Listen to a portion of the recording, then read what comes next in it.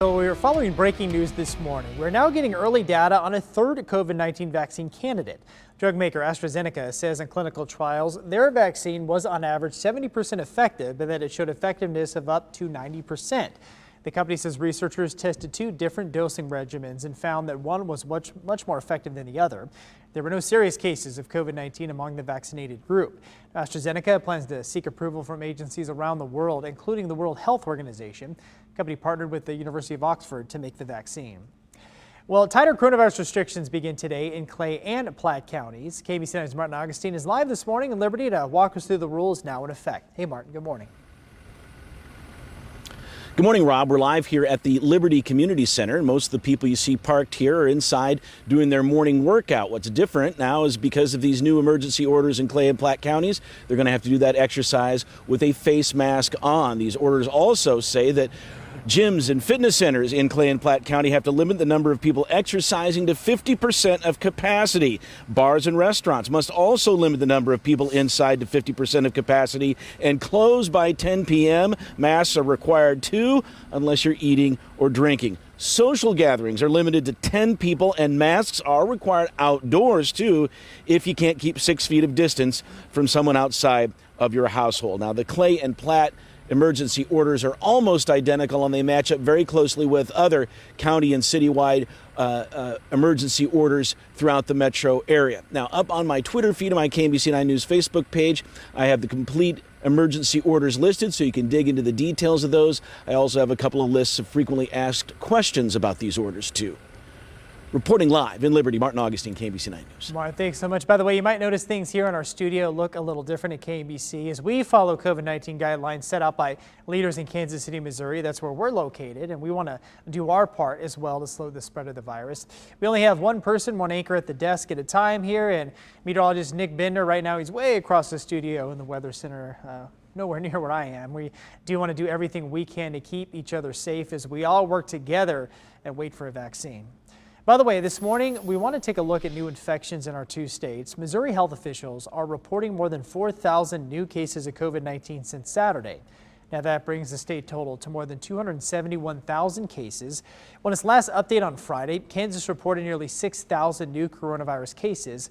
We expect to get an update from Kansas health officials today. Doctors say it could take weeks to flatten the curve of new infections, even with new rules and guidelines in place. In Kansas, Governor Laura Kelly has issued a new mask mandate, which goes into effect Wednesday. It requires face coverings be worn inside public spaces, healthcare facilities, and on public transportation. It also requires masks outdoors when social distancing is not possible. Kansas counties had the option to come up with their own mandate, but this time they cannot completely opt out. And Miami County leaders will hold a special meeting this afternoon at 1:30 to talk about the order. The county did not join the governor's previous mask order. Now, however, a few cities and school districts did adopt their own mask policies. Well, in fact, they have until Wednesday again to make their own rules if they do not follow the statewide mandate. These changes come just as the CDC guidelines new research about masks in Kansas. Health experts looked at 25 counties that required wearing a mask over the summer and 80 that did not. Well, the counties with a mask mandate saw a 6% drop in cases. Now, those without mask rules saw cases go up by 100%. The CDC's research is being sent to public health officials across the country.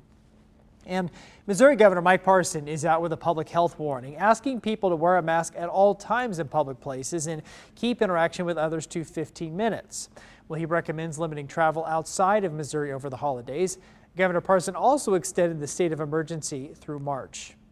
And right now, our community mourns the death of two members of the Kansas City Fire Department who passed away from COVID-19 over the weekend. KBC 9's Matt Evans is in Kansas City this morning.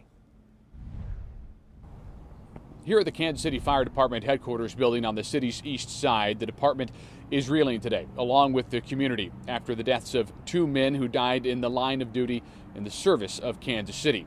The second and third KCFD members to die from complications due to COVID-19 since the pandemic began in March. In April, EMT Billy Birmingham lost his battle with COVID-19 rather early on in this pandemic. And then yesterday, we learned about the death of 45-year-old communications specialist and paramedic Scott Davidson. Lost his battle with COVID-19 on Sunday. He was an 18-year veteran of the department and masked before that.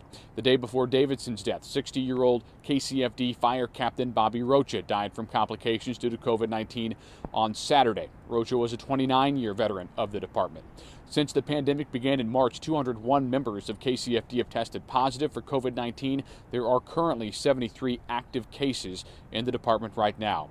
Addressing these tragic deaths yesterday, Kansas City Mayor Quinton Lucas tweeting, quote, 3 too many, 1,000 this year in our metro who have died too soon due to COVID-19. Please help all stay safe and do your part. We'll be learning in the coming days about funeral arrangements and how the city plans to honor these two members of KCFD who died in the line of duty in service to their city. In Kansas City, Matt Evans, KMBC 9 News. And we're following breaking news at this hour. A person is fighting for their life after a shooting at 8 this morning. This is near Troost Avenue and 76th Street. It's just down the street from United Believers Community Church in South KC. Officers found one person with life-threatening injuries. We don't know that victim's age or gender, and police haven't released any suspect information at this time as it's still early. But if you know anything that can help police, please call the Crime Stoppers Tips Hotline. We'll bring you the latest. And across the country, coronavirus cases are skyrocketing. The numbers show that one American is dying from the virus about every minute. Nearly 84,000 people are in hospitals with the virus. That is a record high as well. Here is ABC's Mona Kasar-Abdi. This morning, some California restaurants already crippled by COVID are being dealt another blow. Starting at 10 p.m. Wednesday, all dining in Los Angeles County will shut down again. Only takeout, drive-through, and delivery will be allowed. I have to say I'm all for it. I think we have to knock this thing down. Across the country Sunday, more than 100,000 new coronavirus cases were reported for a 20th consecutive day. In Nevada, the governor issuing a statewide pause, tightening mask requirements and reducing capacity limits in public places. Whether you believe in the science of COVID or not, the reality is this. It's simple.